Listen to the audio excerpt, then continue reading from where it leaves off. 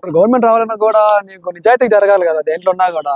ఇప్పుడు నీకు ₹1,00,000 పెడితే జాబ్ వస్తుంది, నేను స్పోర్ట్స్ మ్యాన్, ఇప్పుడు స్పోర్ట్స్ సర్టిఫికేట్ పెడితే జాబ్ రావాలా. ఇప్పుడు దాకా మ్యాక్సిమం మా దీనిలో 90% ఎవరికి రాలేదు. అసలు స్టిక్ పట్టినాడు, మా స్టిక్ తెలియనివాడు కూడా జాబ్ తెచ్చుకుంటున్నాడు. మేము ఇన్ని సంవత్సరాలు ఆడి మా సర్టిఫికేట్లు పెట్టుకొని మా టైం వేస్ట్, మేము పెట్టిన ఎఫర్ట్ వేస్ట్ కదా. అది చెప్పలేమన్నా. ఇప్పుడు ఈసారి మనం చెప్పలేం, ఈసారి ఎందుకంటే ఇప్పుడే కదా తీసుకుంది కాబట్టి గవర్నమెంట్, చెప్పలేం. ఇంకా 4 years ఉంది కదా, వెయిట్ చేద్దాం, చూద్దాం మారుతుందా లేదా అనేది. నాకైతే మేబీ మారుతుంది అనిపిస్తుంది.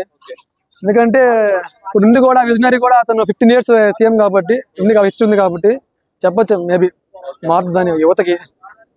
స్పోర్ట్స్ పరంగా ఈసారి మీకైతే ఛాన్సెస్ ఉంటాయంట. నాకనే కాదు, ప్రతి ఒక్కరికి జరగాల. స్పోర్ట్స్ అయితే న్యాయం జరగాలన్నా. ఒక స్పోర్ట్స్ పర్సన్ కి నిజాయితీగా ఆడుతుంటే అతనికి న్యాయం జరగాలి.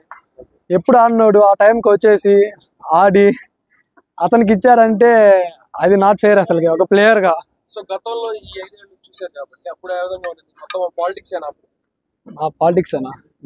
నాకు తెలిసినంత వరకు పాలిటిక్స్ జరిగినాయి. కష్టం కంటే ఎక్కువ గ్యాంబ్లింగ్ జరిగింది. ఎవరైనా చెప్తారు ఫ్రాంక్ గా.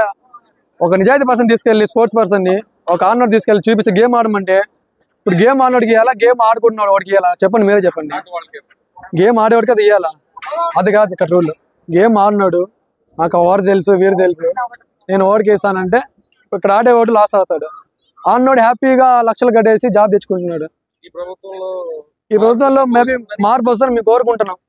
అది పోయిన ఇయర్ చెప్పినప్పుడు చెప్పలేం. ఇప్పుడు దాకా మనకైతే ఏం రాలేదు. డిగ్రీ అయిపోయింది, స్టిల్ 1 year అయిపోయింది. ఇప్పుడు ఏదో నేను CMS లో జాబ్ చేసుకుంటా ఉన్నాను. అది నాకు సరిపోదు. నేను డిగ్రీ జాయిన్ చేశాను, 10,000 అంటే అది నా వరకు ఓకే. ఇప్పుడు ఫ్యామిలీకి పెట్టాలంటే అది చాలా కష్టం. అది